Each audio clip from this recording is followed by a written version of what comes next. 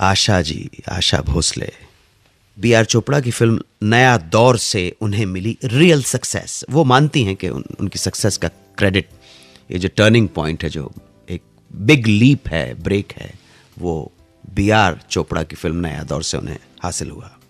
इस फिल्म में रफ़ी साहब के साथ गाए उनके डुएट मांग के साथ तुम्हारा साथ ही हाथ बढ़ाना और उड़े जब जब जुल्फे तेरी ने आशा जी को पहचान दी, ऐसी पहचान दी जिसको अभी तक लोग भूले नहीं हैं। मगर इस वक्त तक पर्सनल लाइफ में ससुराल के लोगों का व्यवहार इतना कड़वा हो गया कि अब आशा जी के लिए पति और पति के परिवार से रिश्ता बना के रखना असंभव सा लगने लगा। 10 सालों से ज्यादा साथ रहने के बाद पति ने और पति के घर वालों ने उन्हें कहा, निकल जाओ इस घर से। आप इमेजिन कर सकते हैं, 2 बच्चे और तीसरा जो उनके पेट में था। बहुत भारी मन से आशा जी ससुराल से कूच कर गईं और वापस लौट आईं अपनी मां और बहन भाइयों के बीच में। बड़ा बेटा हेमंत, दूसरी वर्षा।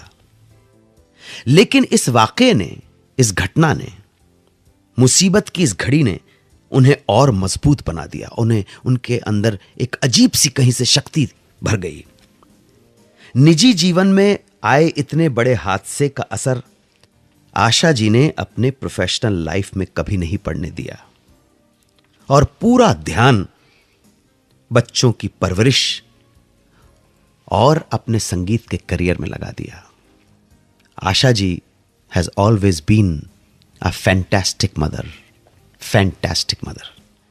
प्रोफेशनल करियर के ऊपर आता हूं तो बी आर साहब के साथ बहुत अच्छी ट्यूनिंग हो चुकी थी नया दौर से ही। उसके बाद तो बी आर चोपड़ा के साथ उन्होंने 1963 की फिल्म गुमराह, 1965 में वक्त आगे भी जाने न तू, हमराज 1966 में, आदमी और इंसान 1973 में। यह आदमी और इंसान उनके छोटे भाई ने डायरेक्ट की थी, यश चोपड़ा ने। काफी फिल्मों में काम किया। इन सभी फिल्मों के म्यूजिक डायरेक्टर रवि जी थे, जिन्होंने आशा जी को अलग अलग तरह के गाने दिए।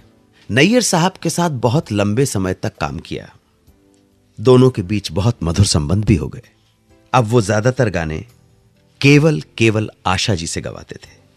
इसी वजह से एक बार गीता दत्त ने झगड़ा भी कर लिया नैयर साहब से और उन दोनों के संबंधों को लेकर सवाल खड़े कर दिए।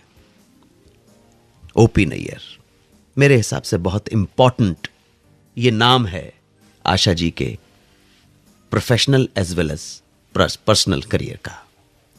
आशा जी की सबसे पहली मुलाकात नैयर साहब से हुई थी 1952 के दौरान।